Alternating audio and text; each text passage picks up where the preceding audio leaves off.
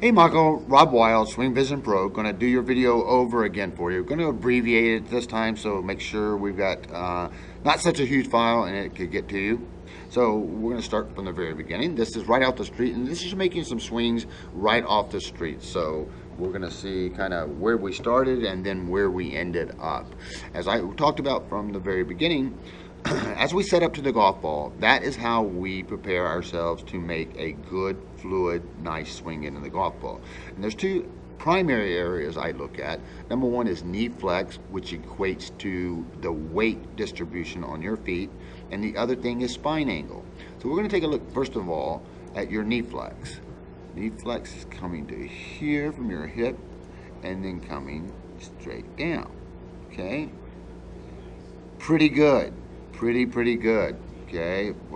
In a perfect world, what we want to see is the weight traveling right across the balls of your feet. Again, just like any other activity or athletic activity, you have to be on the balls of your feet. If you're receiving a serve in tennis, balls of your feet. If you're playing defense on basketball, balls of your feet. It allows you to make an athletic move right, left, forward, back, any way you want to.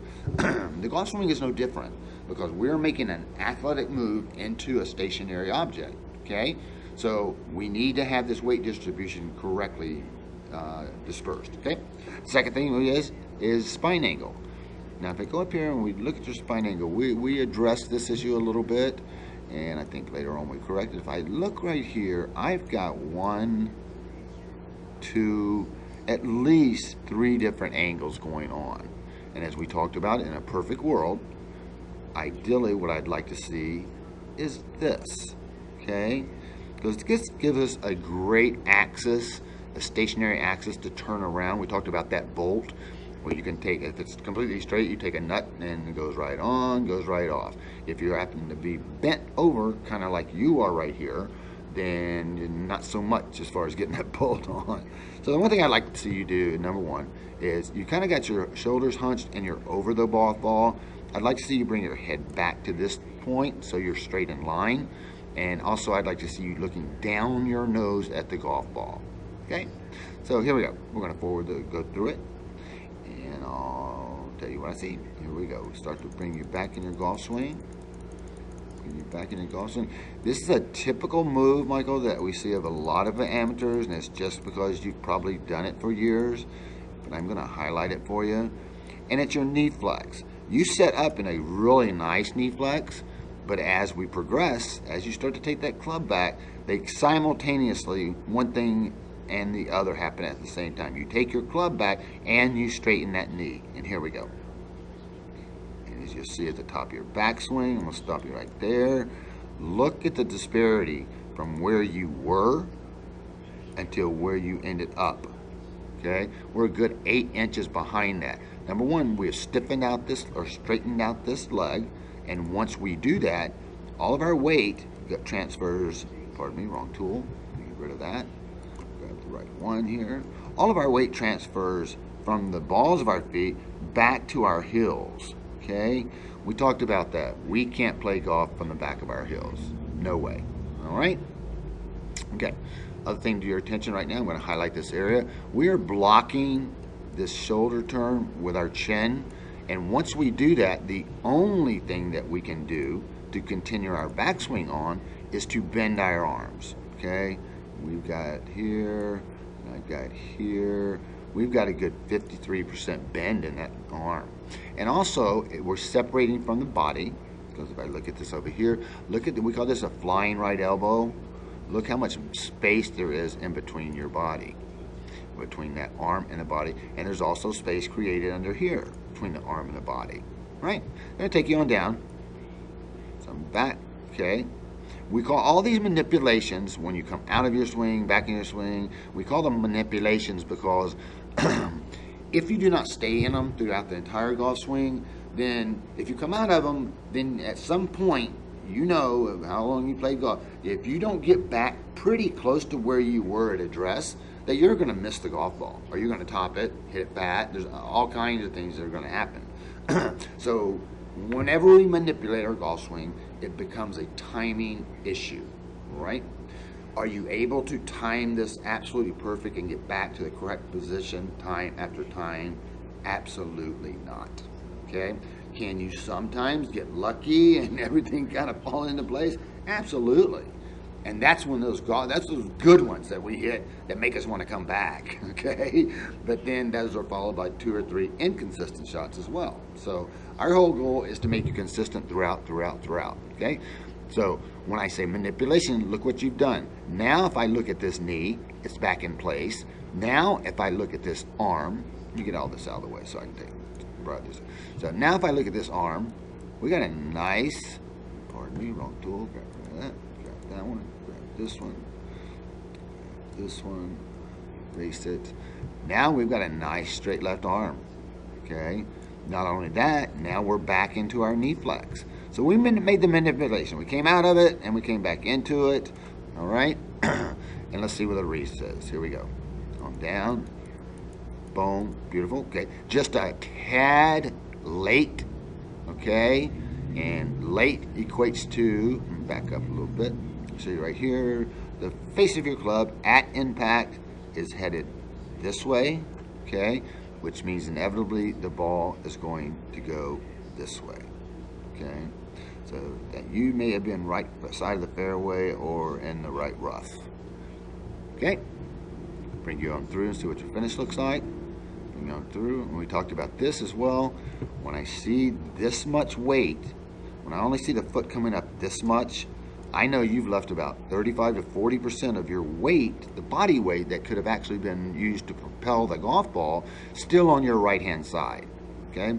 We call that money in the bank, and we don't want any money in the bank on our golf shots. We want to use and spend every penny, okay? So in a perfect world, and if you'll look at the guys on TV this weekend when they're playing and everything, if you get a chance, you're going to see when they finish, they have a completely vertical foot. And what that means is there's absolutely no weight on the right side, and every bit of their weight has transferred to the left side, which means they've used all their weight into it, okay? So those are some areas we need to work on. I'm going to skip ahead. Again, don't want to go overboard with this thing. I'm going to skip ahead. And this is where we start to work on our things, okay? So this is the move I want you making. I'd like to see you making this move every time you strike a golf ball, whether it's on the driving range or on the course itself. Okay, I'm going to bring you through this a little bit just so you can reiterate and watch. Okay, now I'm going to bring this back because I got to show you something what we're doing here. The whole purpose of having this drill out like this is because we want to bend like a hinge right from our waist, all right? We want that to begin, and then, so here, let me draw another line in. So when you start to make this move down, what happens is the entire torso goes from here down to here, okay? If we just drop our arms, which is what you're doing right here, let me get rid of that so I can show you this real quickly. I'm gonna put a line in for your torso, right? And then we're gonna watch this as we go down. You'll see the torso doesn't move until really, really late in the move, and it needs to move at the exact same time you start your down move with a hand. So here we go. Down, down, down. Arms are starting to drop here, okay? Notice that straight line in your torso. Torso is not dropping, okay? So we're not bending. All we're doing is putting our arm back down in place, okay? Now, right there, we start to bend. So it's a little late, okay? I want to see that bend start from the very beginning. But if we go on through, we do get in a pretty good position, right? Despite not doing it correctly, we do get in a pretty good position.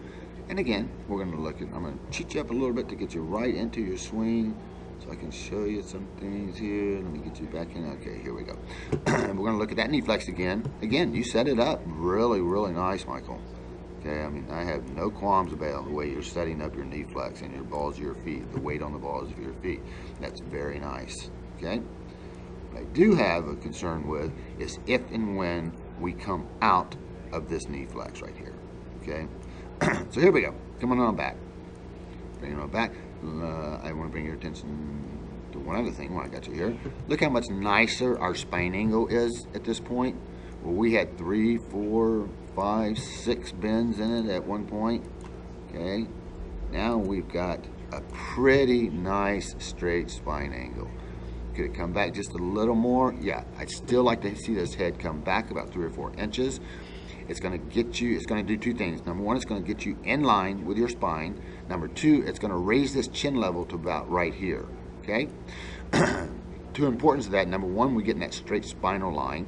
It allows us to rotate around that axis. Number two, with our higher chin, we're not going to block our arms. So here we go. We're going to take you through, and this is what we're going to see. Very nice, standing your knee. Very nice. If I look right there, you're coming out just a hair, but not anywhere now. Okay. When I see blockage start right here. Okay. Highlight that for you again so you can see this. This is where the blockage with your chin and arms, your shoulder and your arms are starting. As soon as that blockage starts, you'll notice this left arm start to bend. So here we go. It's blocked. Now, the only way we can get back is to lift our arms, okay, and then come back down into the golf ball. Okay, manipulation, manipulation, manipulation. Now, we're not manipulating. Get all this stuff out of the way again. We have come back to where we have a straight left arm, and we're also back in our knee flex, okay? But that's a timing issue. We need to stay in those to begin with, right? Okay. Take you on through, golf ball. Let's see where that stroke went. A little right, so you're still just a little late or leaving the club open just a little bit. And I thought I showed you the drill of just the release drill. If I didn't, we can go over that next time. Gonna bring you on through and show you. Let's see the finish. Better, much better with the finish. Now see how much, before we were down here, pardon me, wrong tool, grab the right one. Before we were finishing this angle. Now I'm starting to see a little more vertical, okay? In a perfect world, I want to see totally vertical, okay? So I'm going to take you through again. All right, we're going to jump ahead to some of the better stuff. This is the ladder stuff, okay? I don't want to, again, make this video too long. Here we come up. Let me get you cheated up into this thing. Those lines that went in, this is because I'm going lesson over a lesson, and we see the same kind of things of what I wanted to have you working on, okay? And again, we're coming out of our knee flex, bending that arm, okay? Coming through just a little late, which is going to push our ball to the right, okay? And we finish. Let's bring it on around. And our finish is low again, okay? So these are your keys for you right now. I'm going to get you back set up in your thing, and I'll go one by one for you. Let's get you set up into the golf swing. Farther back. Okay. I'm going to get all these things out of the way for you, and then I'm going to show you. Okay? So first and foremost, we've got to get the spine angle back. You have to have that head back. Okay? You have to maintain this knee flex. Right? And as you bring back, I would like you, as far as right now, I'd like you swinging what you probably would consider a 3/4 swing and not going so far back. The key is that left arm remains straight. The second you bend that at all, you have manipulated your golf swing, okay? You'll be the only one that knows how far you can get back, depending on your body type, flexibility, and everything else, and how far you can get back and still maintain that left straight arm. So it's going to feel abbreviated. Some people say, oh, it feels like 50%, okay? But the good news is when you do that, you stay connected to your body. Your arms are connected to your body. So when you do rotate through your forward swing, you're actually using your entire abdomen, your pecs, your obliques, the bigger muscles in your body, all right? And that's what propels the ball so far. That's the reason Bubba Watson, who's 165 pounds soaking wet, can drive at 385 right down the middle, time after time after time. Okay? So those are the things I'd like you working on. You know, if you decide to come back and see me, we can continue working on these. But those are the issues I would address and have you work consistently on right now. Typically the way we work this thing is once you get down what we're talking about at this point, then you would be prepared and ready for another lesson, but not until then, okay, because we're just going to be repeating ourselves. So there's your video. Hope we get this one. Hope it didn't last too long. We're going to find out right away. I'm going to email it to you, and would you please just respond to me and let me know you got it. So I'm going to send it to both you and Susie, so we get a double chance to get it over there. And for right now, I'll wish you a great big one. Aloha.